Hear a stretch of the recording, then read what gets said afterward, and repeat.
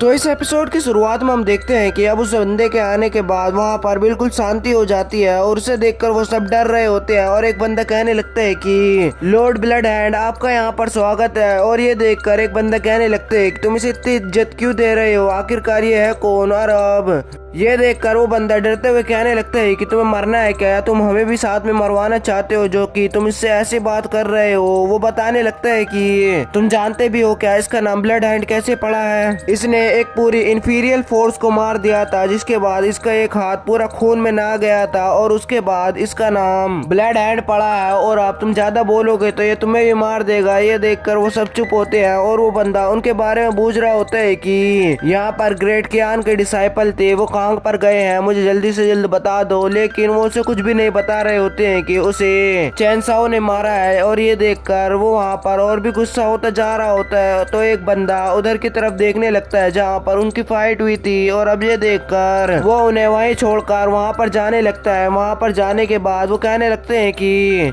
अब हम मरने वाले हैं, वहाँ से वो देखकर यहाँ आएगा तो वो हमें जरूर से जरूर मार डालेगा। और अब वहाँ पर हम देखते हैं कि वो वहाँ पर भी कुछ बंदों को मारने लगता है और अपनी एनर्जी को दिखाते हुए वो एक बंदे का गला पकड़ लेता है और वो कहने लगता है कि कहाँ पर मेरे ग्रेट कियान के डिसाइपल है, तुम्हें पता है क्या। और अब ये देखकर वो कहने लगता है कि मुझे तुम्हारे डिसाइपल के बारे में कुछ भी नहीं पता है, लेकिन मैं एक ग्रेट सुई डायनेस्टी का बंदा हूँ, इसलिए तुम मुझे कुछ नहीं कर सकते हो। और अब ये देखकर वो उसे नीचे पटकता है और वो कहने लगता है कि मुझे इससे कुछ भी फर्क नहीं पड़ता है, अगर मेरे सारे डिसाइपल मारे गए हैं तो मैं तुम्हें भी मार दूंगा। और अब ये देखकर और अब वो बंदा उस डर की वजह से बताने लगता है कि यहाँ पर एक चैनसाओ नाव का बंदा आया था जिसने ये सब कुछ किया है और वो बंदा उसके बारे में जानता है। ये देखकर वो कहने लगता है कि ये तो बहुत ही ज्यादा कमजोर था, अब उसकी हिम्मत इतनी बढ़ गई है कि वो मेरे डिसाइपल को मारे। और अब उसे बहुत ज्यादा गुस्सा आने लगता है। ये देखकर वो दूसरे बंदे कहने लगते हैं कि हमने उसे रोकने की कोशिश की थी, लेकिन हमारे अंदर इतनी स्ट्रेंथ ही नहीं थी कि हम तुम्हारे लोगों को बचा पाए, इसलिए उसने हमें आसानी से साइड में कर दिया था। और अब उसको और भी ज्यादा गुस्सा आने लगता है। ये देखकर वो कहने लगता है कि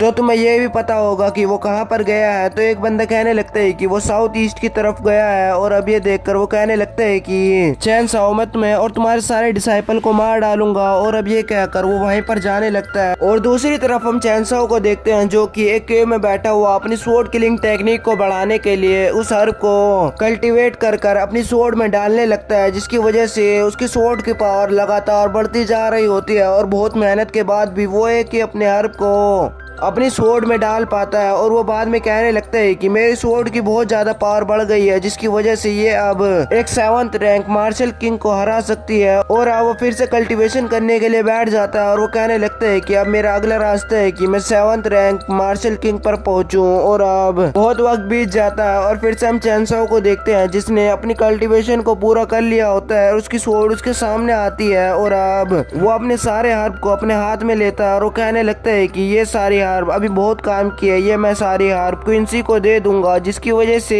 वो भी बहुत ज्यादा ताकतवर हो जाएगी। और वो अपने सारे बंदों के पास जाने लगता है। वहाँ देखता है तो वो सारे कल्टीवेशन करने लगते हैं और वो ये देखकर हैरान होता है कि वो सारे मार्शल किंग लेवल पर पहुंचने वाले होते हैं। ये देखकर वो खुश हो रहा होता है कि वो सब उसे देखकर खड़े हो जाते हैं। ये देखकर वो कहने लगता है कि तुम्हें कोई भी तकलीफ नहीं करनी चाहिए, तुम अपनी कल्टीवेशन में लग जाओ, बस मैं ये चीज देना आया हूँ। और अब वो क्विंसी को कुछ टोकन देता है और वो कहने लगते हैं कि तुम कभी भी मुसीबत में पड़ो तो तुम्हें इसे तोड़ना है, जिसकी वजह से मुझे एक संकेत मिलेगा और मैं यहाँ पर आ जाऊंगा। और अब ये कहकर वो वहाँ से जाने लगता है और बाहर जाने के बाद और अब चैनसाओ उस गुफा के एंट्रेंस पर एक शील्ड लगा देता है, जिसकी वजह से वो प्रोटेक्ट रहेंगे। और यहीं पर ये एपिसोड खत्म हो जाता है।